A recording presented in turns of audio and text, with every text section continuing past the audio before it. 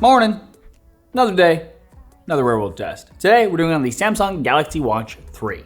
Now, if you're not familiar, wear world test here, I'm gonna just kind of go through my normal day. We're gonna check on the battery throughout that day. And we're also gonna test some of the features along the way. But first,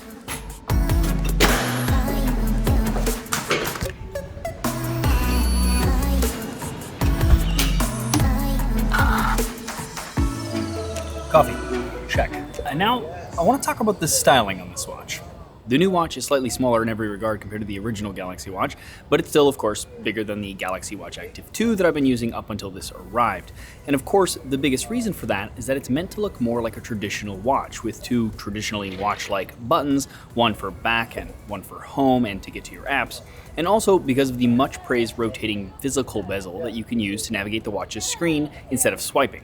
Now that is paired with an AMOLED screen that can easily be seen in bright daylight, which I appreciate, and we also have included leather bands that can easily be swapped out by using any standard quick-release watch band you can buy on places like Amazon, etc. Okay, let's check in on the battery. It is 1:44 p.m. and we are at 91%.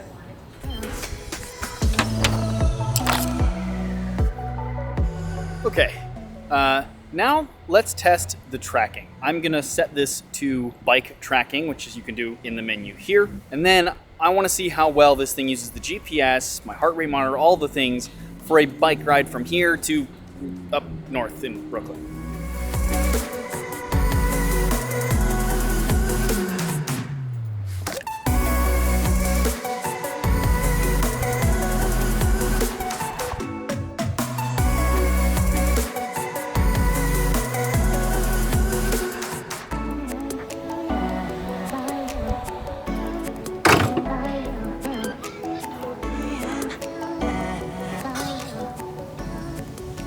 Ride is done, and coffee, because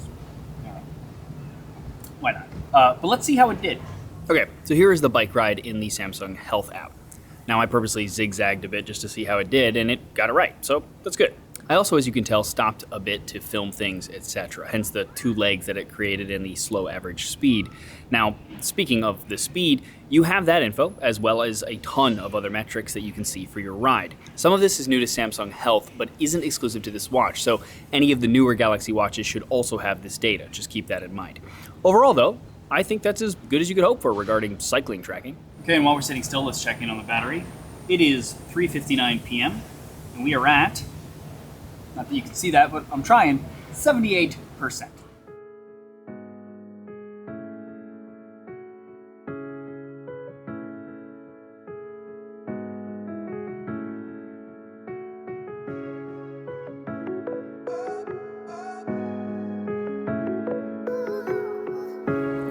Okay, so I just had surgery. I'm still not allowed to lift anything or work out, so I apologize that I can't test a lot of that here, which is something I would personally love to know about, and so sorry.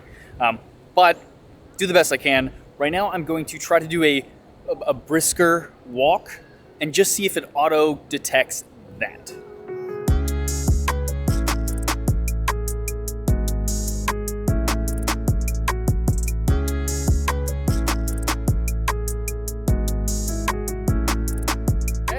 It worked.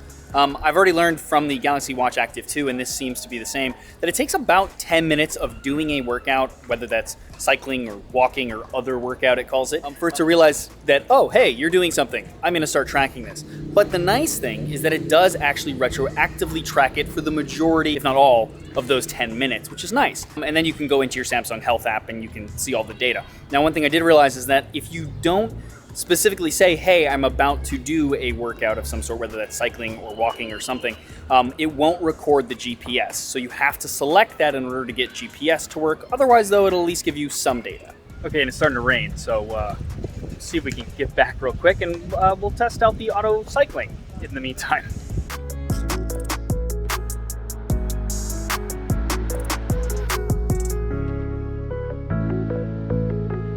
And of course, like clockwork, literally what I said, as soon as I got off the bike, it told me, you're on a workout, congrats. And then 2 seconds later went, good job, you finished the workout. And guess how long that workout was for, according to it? 10 minutes. But it's pretty accurate. I did actually get on the bike around 5:15, 5:14, It doesn't track the GPS again because I didn't tell it to start in the beginning, but not too bad.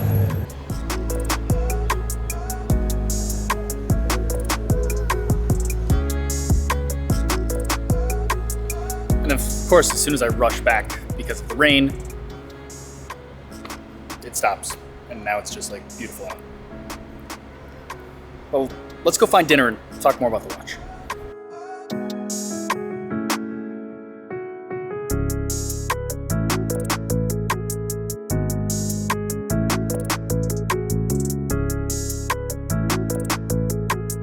So, for health features, we have continuous heart rate monitoring, which most smartwatches have now, but we also have the addition of a blood oxygen monitor, as well as VO2 max if you do a run, which is cool. We also have ECG and blood pressure monitoring, but that doesn't work on the model that I have here because of a lack of US FDA approval.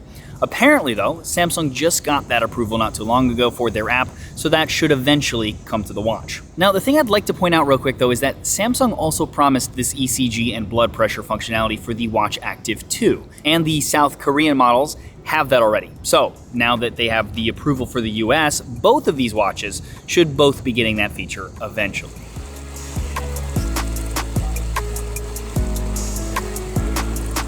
It looks like it's stopping again, so I'm gonna make a break for it.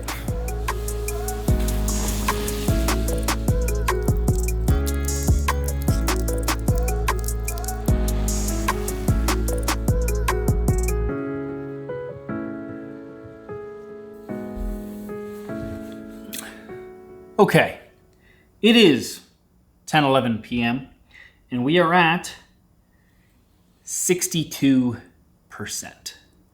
Now, normally this is the part of the video where I would usually just be like, calling it a night, and we'd end it here, we'd talk about the battery. But there's something I really like about Galaxy watches, and that's the fact that they can track your sleep, and they do a pretty good job of it. And now we have some new features that give you like a sleep score and some other things that I kind of want to test out. So, we're going to call it a night, but we're gonna go to bed, and then we're gonna wake up tomorrow and see how the sleep tracking did. Morning. Okay, it is 9 a.m. Went to bed about 1 a.m., so the typical 8 hours is what I was trying to do. And it is 9:05 a.m., and we are at 51%. And here's my sleep tracking data, so you can see what that looks like and what that can track. And so the thing is that now if you use it to sleep, then of course it's not charging. So what I want to see now is I'm going to take a shower and let it charge while I do that, and let's see how much power it gains back.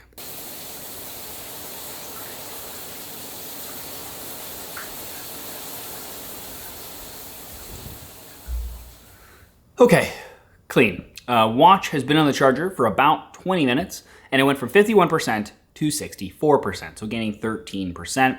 That means that if you maybe left it on the charger and you were just kind of while you were getting ready and just taking your sweet time with taking it off, you could get back the 49% that we lost over a full day and a night in about an hour and 15 minutes, which isn't too bad. I would like to see that a little bit shorter because I want to be able to just, do my whole thing all day, have it sleep track, take my shower, and as soon as I'm out, be ready to go, but we're getting close. Now, the thing about this watch is it costs $399, which puts it in line with Apple Watches, which is what Samsung obviously is trying to do. But the thing that I have to ask is, what about this watch? This is the Galaxy Watch Active 2. And honestly, even after this video, these are probably the two watches I would most recommend for an Android phone, especially if you need sleep tracking, because none of the Wear OS watches can even do that. I have some other ones that I'll link below, though, if you guys want to check out some Wear OS watches that I do like. But the thing is that Watch Active 2 starts at about $250 instead of $400. And it has the same ECG, which we couldn't test here. It's been promised on that watch since it came out, but now they have the approval, so it should be rolling out to both, along with a lot of those other features that we mentioned. They're pretty similar in the way that they're gonna work. The only difference is the way that they look and this, physical rotating bezel, whereas the other one has a touch-sensitive one. To me, though, personally, I kind of like the minimalistic look of this watch better, and to save another $150 as well, just doesn't seem too bad to me. But we'd love to know what you guys think. Would you choose this one or this one? Let me know in the comments below. Love you guys. Also, let me know what you thought about this video. Did a little more vlog-like as we've been doing lately. always just want your feedback on that and how I can improve this series. Otherwise, if you like this video, please thumbs up it or share it. It's greatly appreciated. Also, check out the rest of the channel. If you like what you see there, please subscribe and ding the bell next to where subscribe so you get notified when I do new videos. As always, though, regardless, thanks for watching.